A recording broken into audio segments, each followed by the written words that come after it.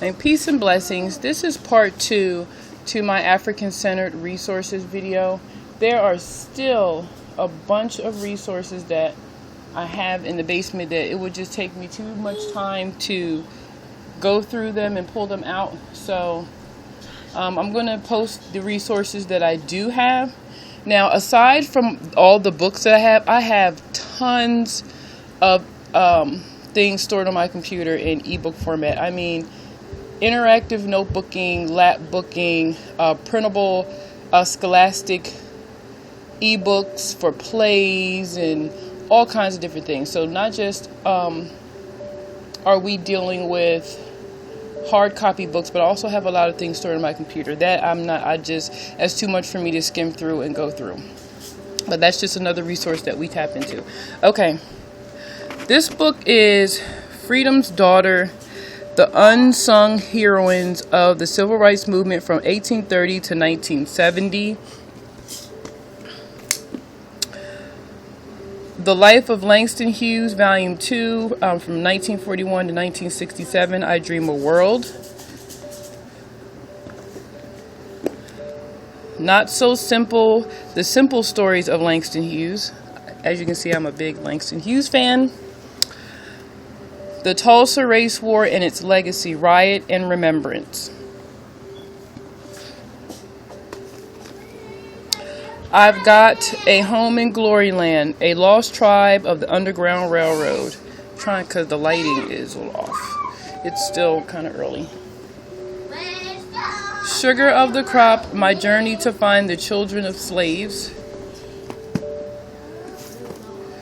Black Storm Coming, and this book is written, it's a historical fiction that's written around the time of, it's around the time of slavery. Its setting is in Nevada, and it's about a young boy whose mother is sick, and they have to get beyond the Pony Express and make some money so that they can pay the doctor to treat his mother. So this is a story that's out in the Midwest during the cowboy era. The Black Holocaust, Global Genocide. This is more of a high school read. I would not incorporate this with my younger children. This is way over their heads. And I still have not found a way to simplify what's in this book. So this is a higher level reading. Drawings from Angola. This is a math book, Living Mathematics, that shows the different ways that they create their art using math, using different math equations and things of that nature. So this is a good math supplement if you're teaching math around the world or different math methods in Africa. This is a good book to have. James Weldon Johnson, The Autobiography of an Ex-Colored Man, and this is basically talking about a man who was at that time was able to pass, and during that time, pass meant those who were light-skinned, maybe mixed, and they were light enough to pass as white, but they were still black. So this was an interesting read. Can you turn it down a little bit? This is Elijah of Buxton, and this was a good book. My son really liked this. We actually read the book and we got the audio book, and this is about this is during slavery era, and this is out in Canada, or the setting takes place in Canada. This right here, I ordered these, oh my goodness, 8 years ago. It was about 8 years ago, from a website called Teaching Tolerance, and they have a whole bunch of kits from the Civil Rights Movement, Martin Luther King, the children of the Civil Rights Movement. I even have a package for Helen Keller from the Holocaust, and inside, and mind you, I got this absolutely free. So by now, I'm sure they have these in DVD format because I have it in a cassette tape. But just to show you really quickly what it looks like, I'm trying to pull this out with one hand. Okay, that's the tape. I can't get that out. But let me try to get the papers out. The other packets that I had, the Children of the Civil Rights Movement, actually had publications, and it was like replicas of sheets and things that they dealt with. But this shows you, you know, what she went through. It talks about activism, and it gives you the objective of what this unit is about. And they come in boxes like this. I haven't been on their website in a while. I think I'm going to go in there again and see if I can order these in DVD format, because we don't have a VCR anymore. But, yeah. Here is Egyptian hieroglyphics, how to read and write them. This basically talks about the history of hieroglyphics, or what the Kamites call Medu Neter, which is divine writing. And then it goes into all the different glyphs.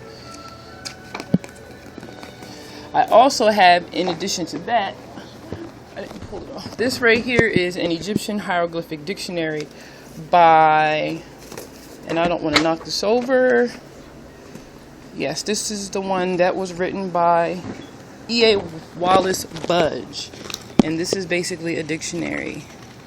I cannot find volume 2 to save my life. It's around here somewhere. More than likely it's in my basement. Okay. Black First, 4,000 groundbreaking and pioneering historical events. I'm sure there's a revised version of this, because this is the second edition, and this one was made in 2003. So there might be another one, because this was years ago. But this talks about Black First throughout history.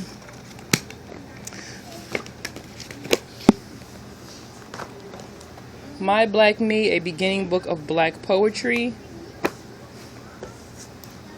This is a historical fiction, or not, I said historical fiction. This is a royal diaries, and this is Nzinga, the warrior queen of Matamba. This is not a historical fiction. African American quotations, and this is just quotes and sayings from different black historical figures. And you can use a book like this for copy work, you know, for open-ended questioning, for research on that particular person that said the quote, and it goes from like civil rights movement, a whole bunch of different subjects. The African American, the Encyclopedia of African American Heritage, and it's in alphabetical order.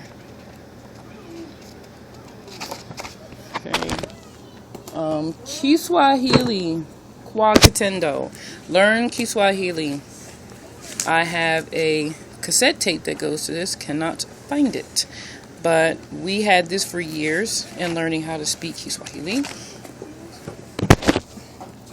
And this is the Egyptian Book of the Dead, which, mind you, is an erroneous title. It is the Heru Emaket, if I'm not mistaken. I'm saying it right, and that means the coming forth by light of day. That's the correct name of what it's been called. And this is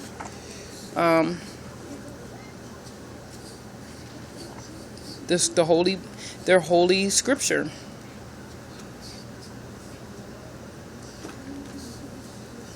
So if you're doing an intensive unit on ancient Kemet, this would be a good book, a good reference. I think it's just an overall good reference to have anyway.